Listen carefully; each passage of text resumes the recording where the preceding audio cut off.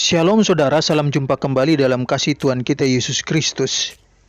Sekarang ini ada seorang wanita yang sedang viral karena ajaran dan praktek pelayanannya. Seperti apa ajaran dan praktek pelayanannya?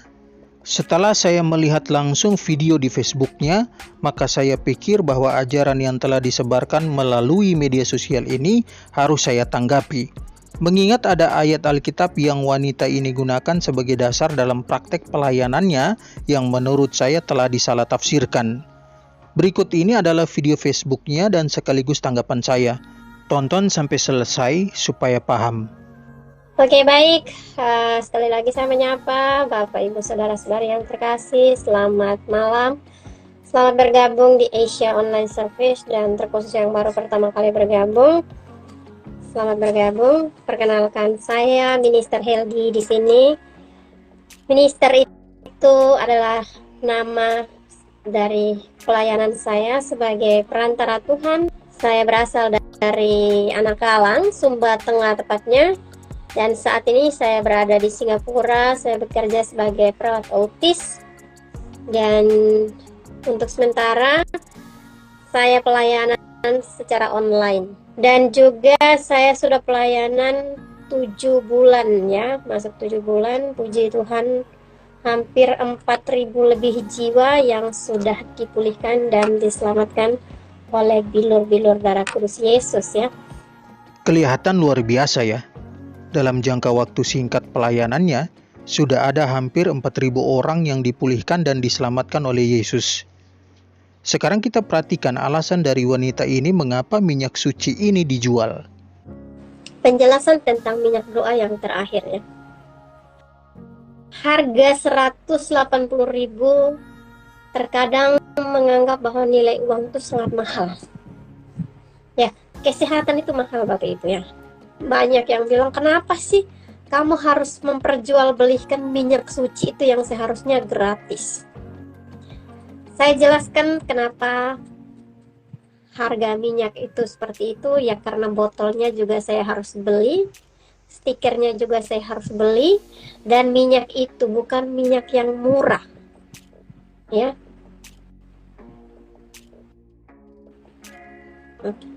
Minyak itu mahal sekali harganya. Dan saya harus beli dari Bali, kirim ke Sumba, saya harus bayar kargo Bapak Ibu.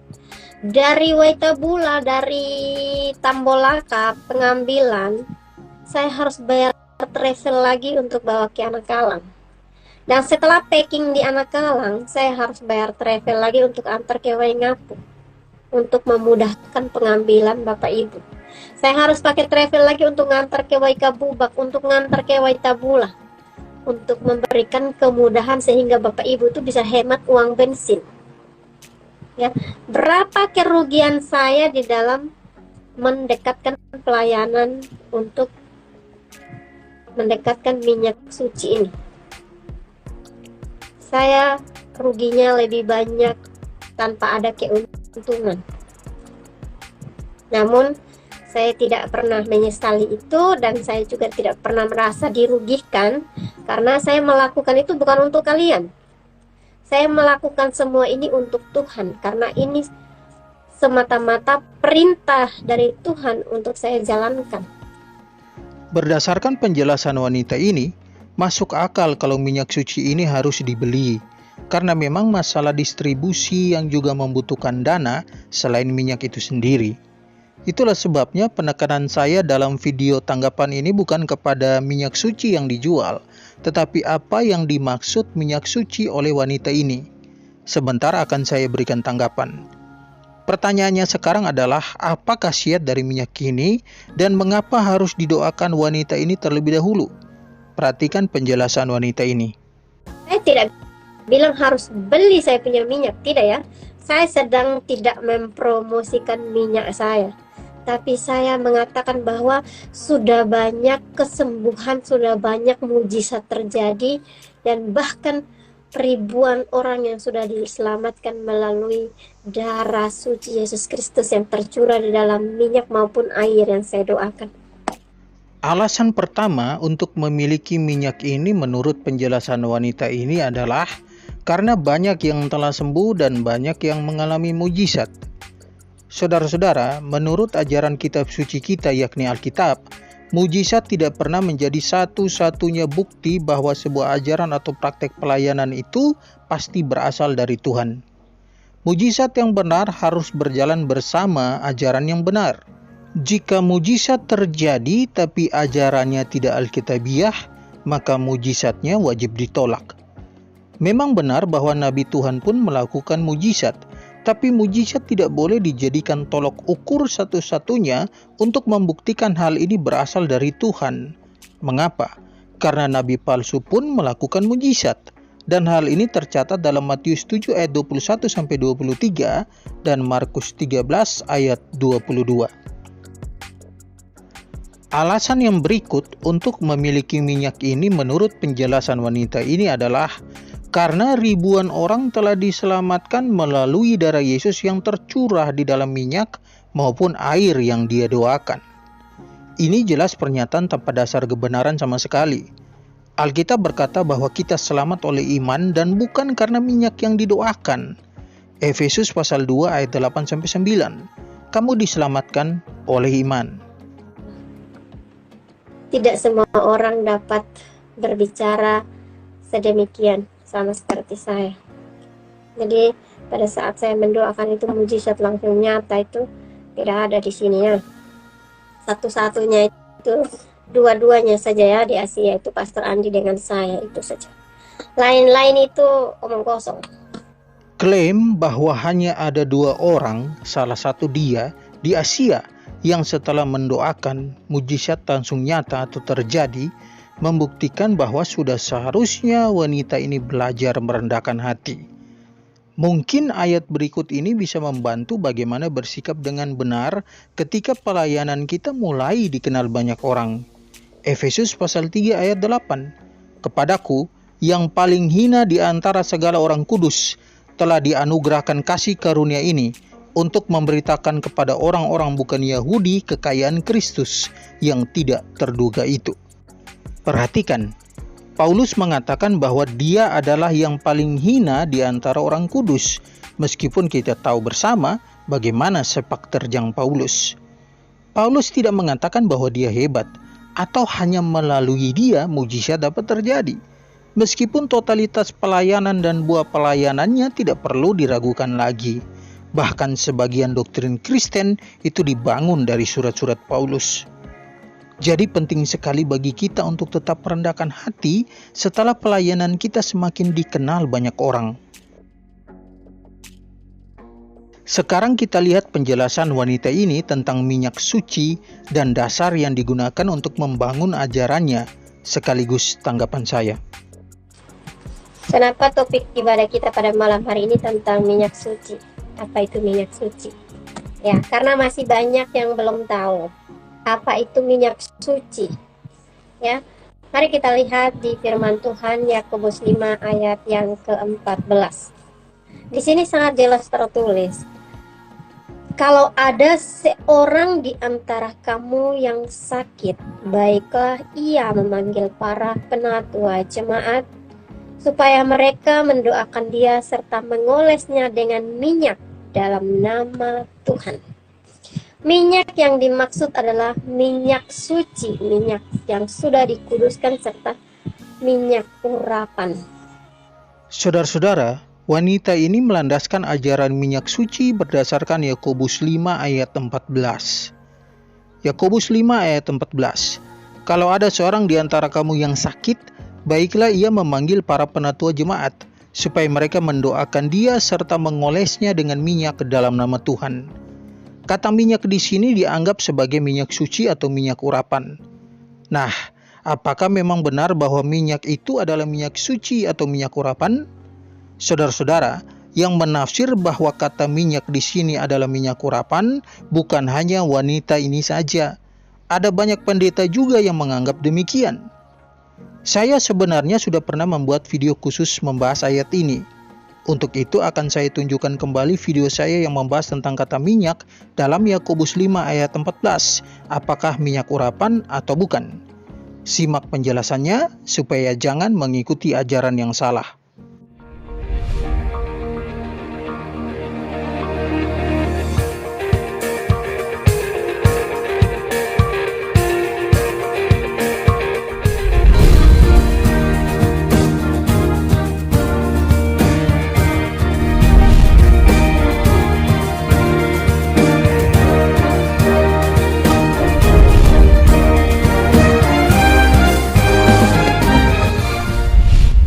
Saudara-saudara, mengenai minyak urapan, hal ini tercatat dengan jelas dalam kitab suci kita, mulai dari bahan-bahan yang digunakan, cara membuatnya, kegunaannya, dan juga larangan yang terkait dengan penggunaan minyak urapan ini. Sekarang perhatikan ayat berikut ini. Keluaran pasal 30 ayat 22-25. Berfirmanlah Tuhan kepada Musa, ambillah rempah-rempah pilihan, mur tetesan 500 shikal, dan kayu manis yang harum setengah dari itu, yakni 250 shikal, dan tebu yang baik 250 shikal, dan kayu teja 500 shikal, ditimbang menurut shikal kudus, dan minyak zaitun 1 hin. Haruslah kau buat semuanya itu menjadi minyak urapan yang kudus, suatu campuran rempah-rempah yang dicampur dengan cermat, seperti buatan seorang tukang campur rempah-rempah. Itulah yang harus menjadi minyak urapan yang kudus. Saudara perhatikan bahwa dalam proses pembuatan minyak urapan ini, secara detail bahan-bahan yang harus digunakan ditentukan oleh Tuhan sendiri. Setelah Tuhan sendiri yang memerintahkan Musa untuk membuat minyak ini dengan bahan-bahan yang Tuhan tentukan sendiri takarannya secara detail, maka selanjutnya Tuhan sendiri menyatakan fungsi atau kegunaan dari minyak urapan itu dalam ayat berikut ini. Keluaran 30 ayat 26-30. Haruslah engkau mengurapi dengan itu kemah pertemuan dan tabut hukum, meja dengan segala perkakasnya, kandil dengan perkakasnya, dan mesbah pembakaran ukupan, mesbah korban bakaran dengan segala perkakasnya, bejana pembasuhan dengan alasnya. Haruslah kau kuduskan semuanya, sehingga menjadi maha kudus. Setiap orang yang kena kepadanya akan menjadi kudus. Engkau harus juga mengurapi dan menguduskan Harun dan anak-anaknya, supaya mereka memegang jabatan imam bagiku. Imamat pasal 8, ayat 10, 12, dan 30. Musa mengambil minyak urapan, lalu diurapinya kemah suci serta segala yang ada di dalamnya, dan dikuduskannya semuanya itu. Kemudian dituangkannya sedikit dari minyak urapan itu ke atas kepala Harun, dan diurapinya dia untuk menguduskannya. Dan lagi, Musa mengambil sedikit dari minyak urapan dan dari darah yang ada di atas mezbah itu, lalu dipercikannya kepada Harun, ke pakaiannya, dan juga kepada anak-anaknya, dan ke pakaian anak-anaknya. Dengan demikian, ditabiskannya Harun, pakaiannya, dan juga anak-anaknya, dan pakaian anak-anaknya. Dalam ayat-ayat tadi dengan jelas dinyatakan bahwa kegunaan dari minyak urapan adalah mengurapi kemah pertemuan atau kemah suci, tabut hukum serta perkakas kemah suci, dan juga untuk mengurapi imam dan keturunannya. Selanjutnya, Tuhan sendiri dengan tegas menyatakan larangan yang berkaitan dengan penggunaan minyak urapan dalam ayat berikut ini.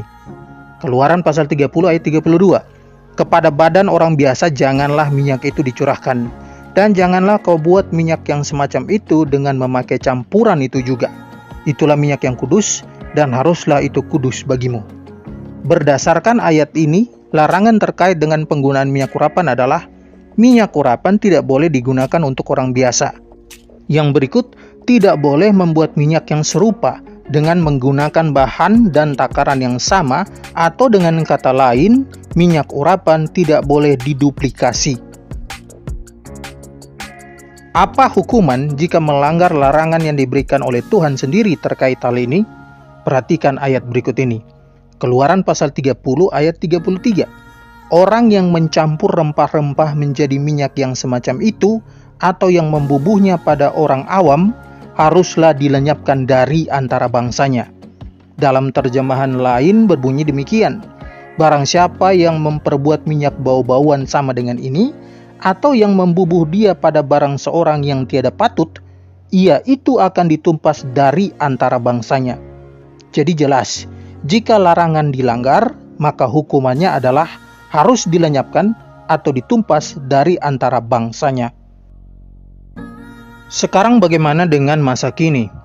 Saudara-saudara, seperti yang sudah saya jelaskan tadi bahwa kegunaan minyak urapan itu adalah untuk mengurapi kemah pertemuan termasuk perkakasnya dan para imam dan keturunannya. Sedangkan pada masa kini kemah pertemuan sudah tidak ada, demikian juga para imam tidak berlaku bagi Kristen karena imam besar bagi kita adalah Yesus Kristus. Kalau begitu, untuk apa minyak urapan masih digunakan pada masa kini jika kegunaannya hanya untuk mengurapi imam dan kemah pertemuan, sedangkan keduanya sudah tidak ada?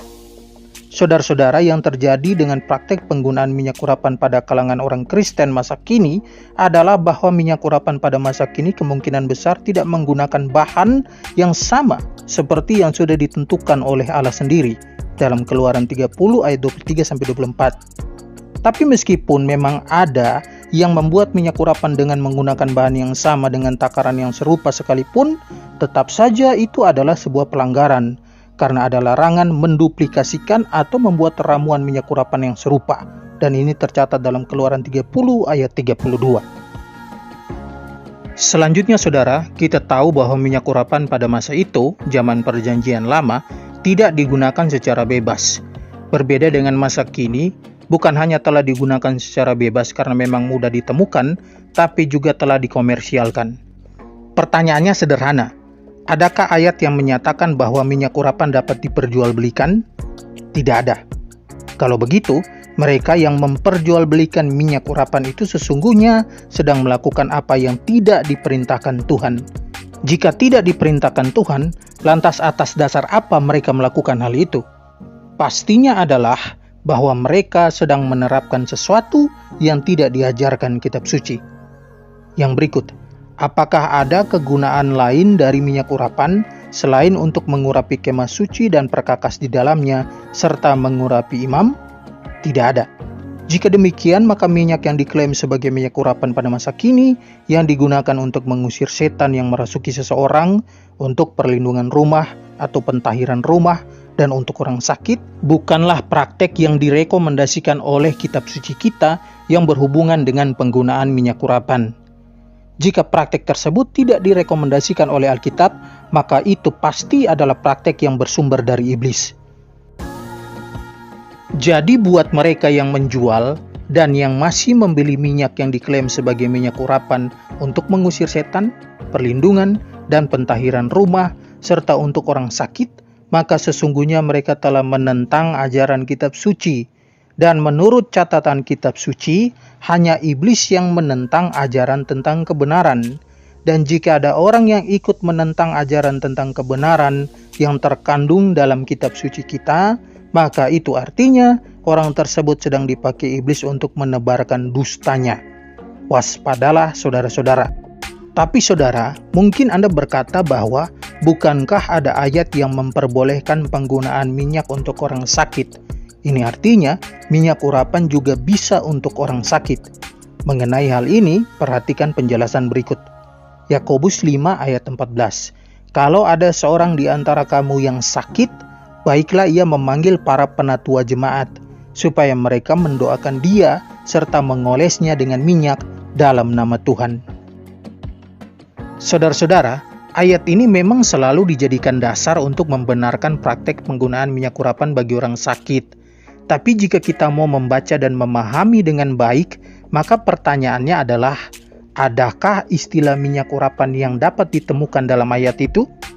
Atau sebenarnya hanya ditulis minyak? Jika hanya ditulis minyak, lantas mengapa ditambah urapan, sehingga akhirnya menjadi minyak urapan?